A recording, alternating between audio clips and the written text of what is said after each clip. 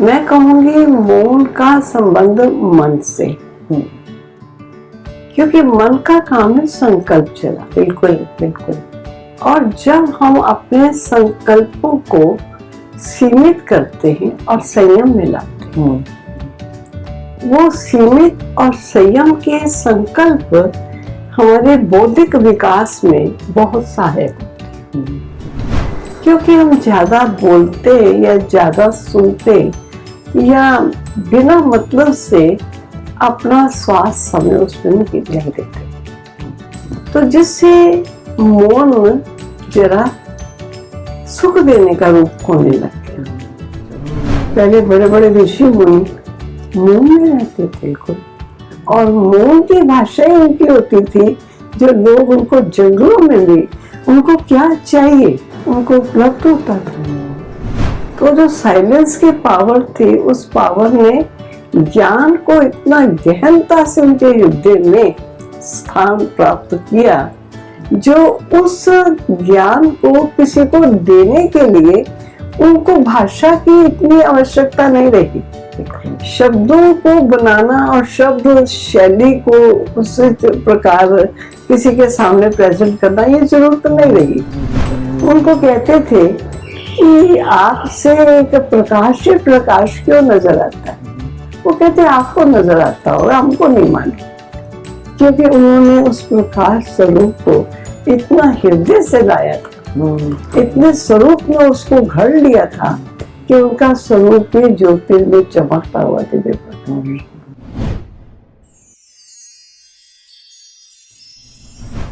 नमस्कार, almighty studio में आपका एक बार फिर स्वागत है।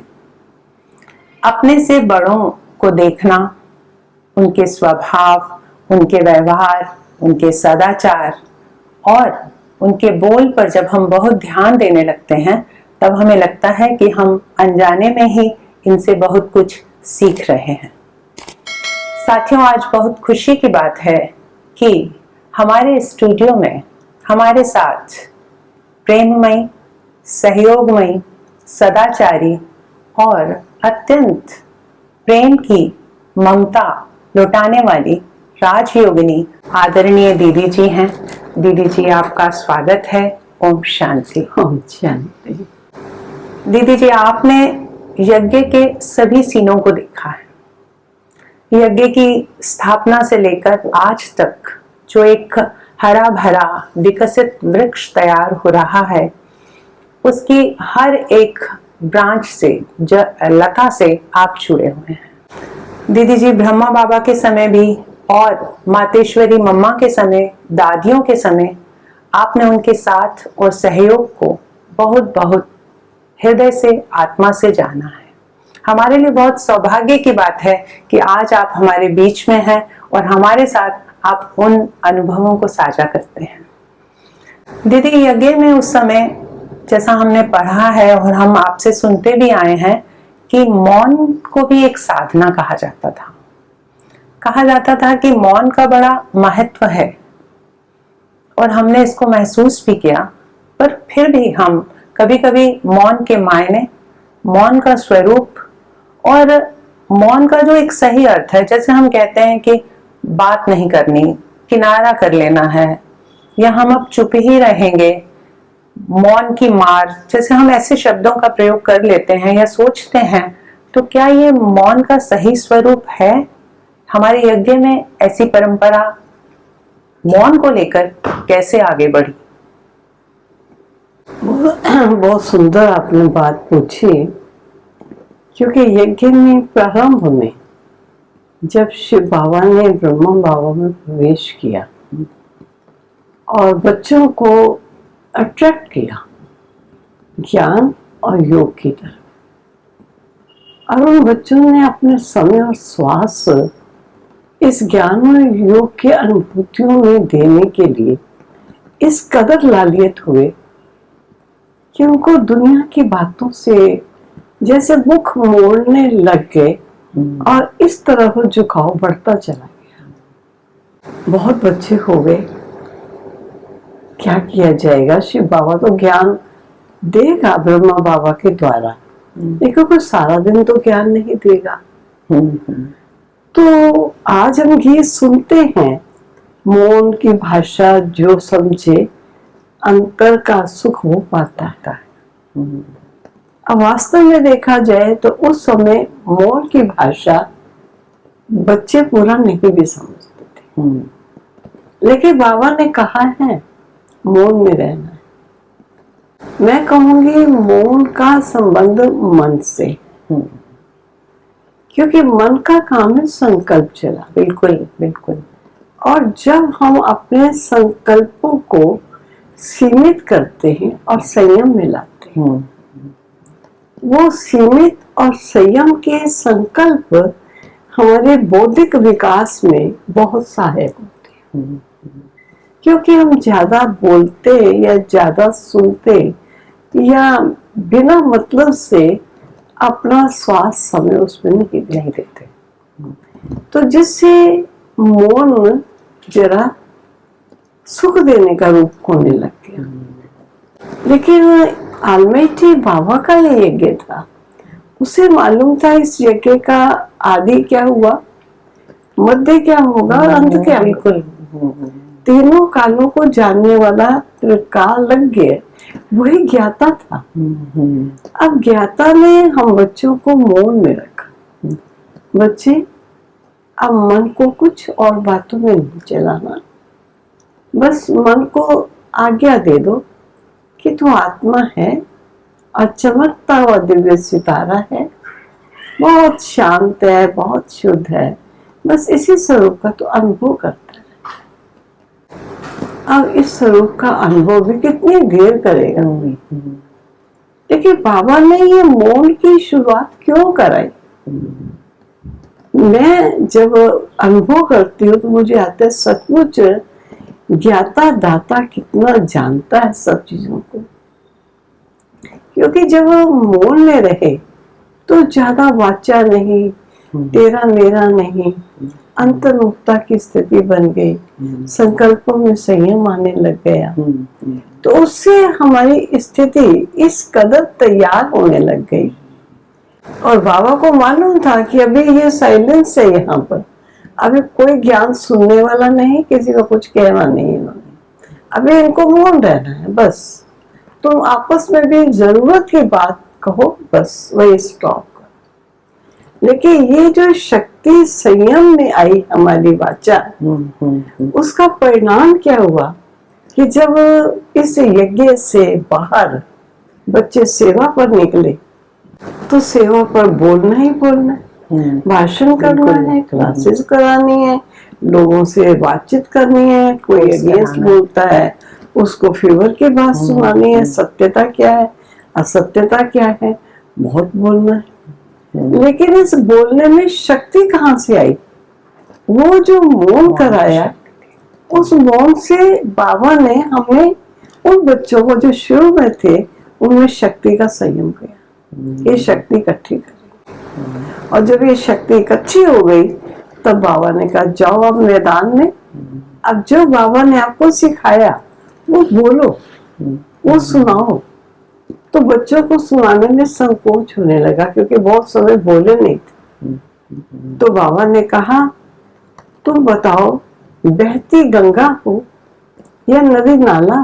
तो सबने कहा नहीं बाबा हम तो बहती गंगा है।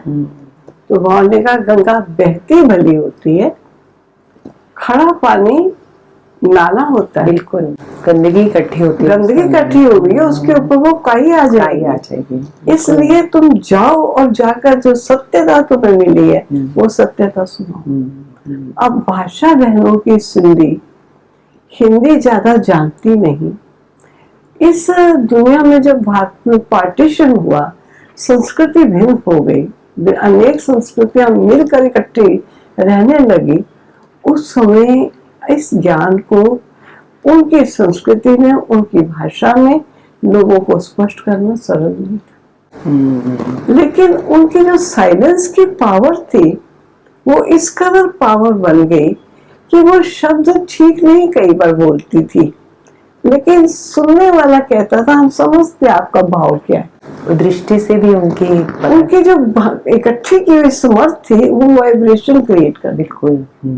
और जगदीश प्रताप जी जिन्होंने कितनी किताबें इस विद्यालय की लिखी, बिल्कुल, तो वो अपना अनुभव सुनाते थे कि प्रारंभ में बहनें बातें बहुत अच्छी सुनाती थी लेकिन शब्द कुछ का कुछ सुनाती थी। तो मैं कहता था देखो आप इन बातों को इन शब्दों में बोलो, तो कहते थे शब्द तुम लगा लो, हमने आपको भाव बता दिया।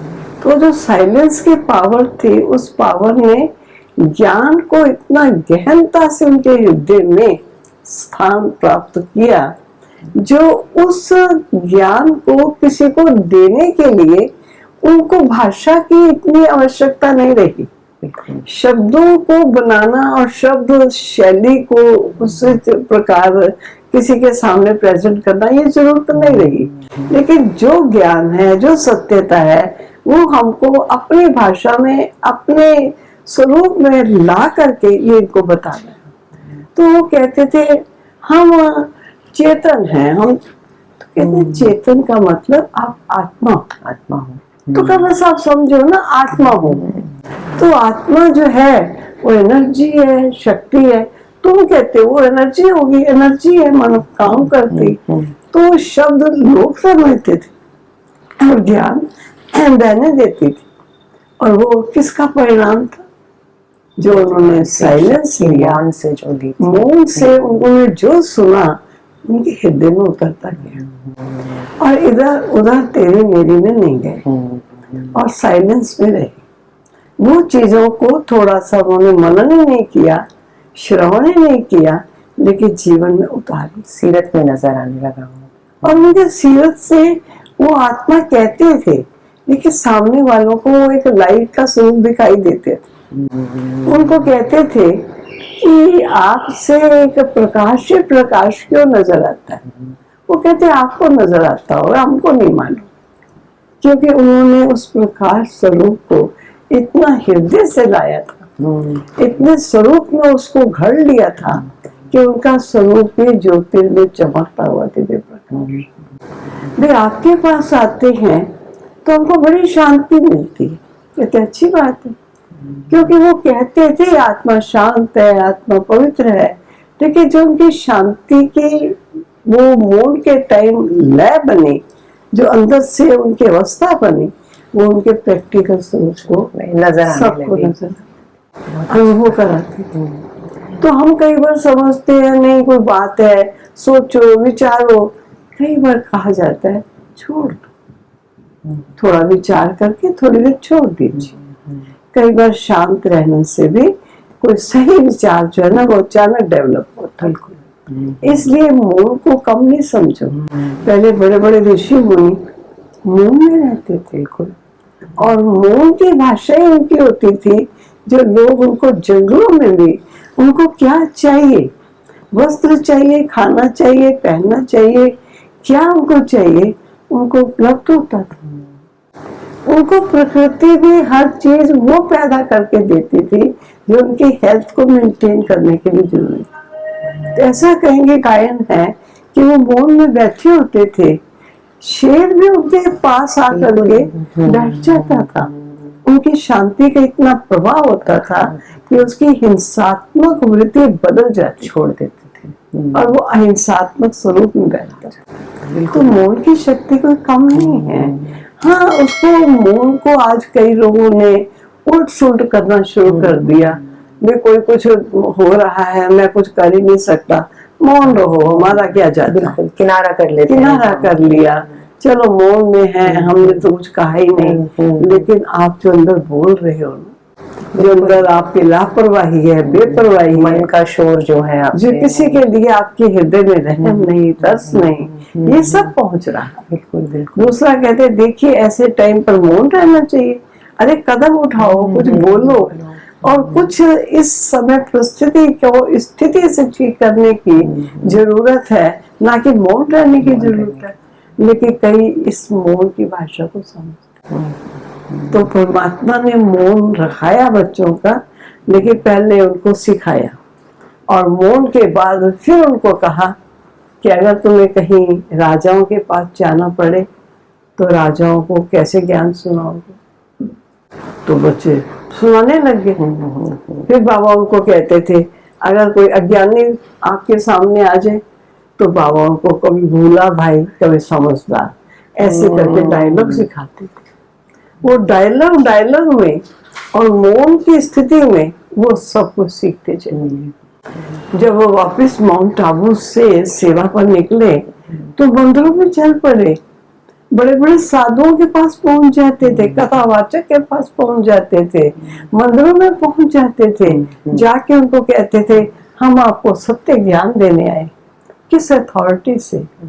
ना उनके पास कोई शास्त्र का ज्ञान है, ना कोई उनके पास प्रैक्टिकल कोई ऐसा एक्सपीरियंस है, लेकिन उनकी लाइफ में जो चीजें सीखी, जो उन्होंने अपने मोड के द्वारा जो उस ज्ञान को साधना में लाया, आत्मसात किया, जिसको आत्मसात किया और एक एक कर्म इंद्रिय को उस ज्ञान के रूप में रंग लिया। बिल्कुल उसका प्रभाव था कि इतनी जल्दी आत्म ज्ञान में निकली, और निकली नहीं, वो धारणा स्वयं पूछती थी इसके लिए जितनी शांति आपको है, ऐसी शांति लाने के लिए हमें क्या करना होगा? अब आपको बताइए खाना क्या है, रहना कैसे है, कहाँ जाना है, कहाँ नहीं जाना, सब पूछते थे और स्वयं उसको बनाते थे।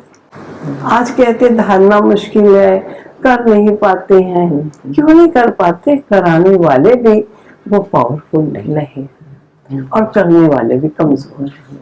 दोनों तरफ चाहिए। तो बाबा ने शक्ति भरी पहले और फिर उस मूल का महत्व स्वरूप नजर आने लगा। तब बहनों ने भी बट्टियां करानी शुरू की। ज्ञान तो सुना दिया, अब कहा भी अब कुछ दिन आइए थोड़ा सुनाएंगे, बाकी आपको साइलेंस।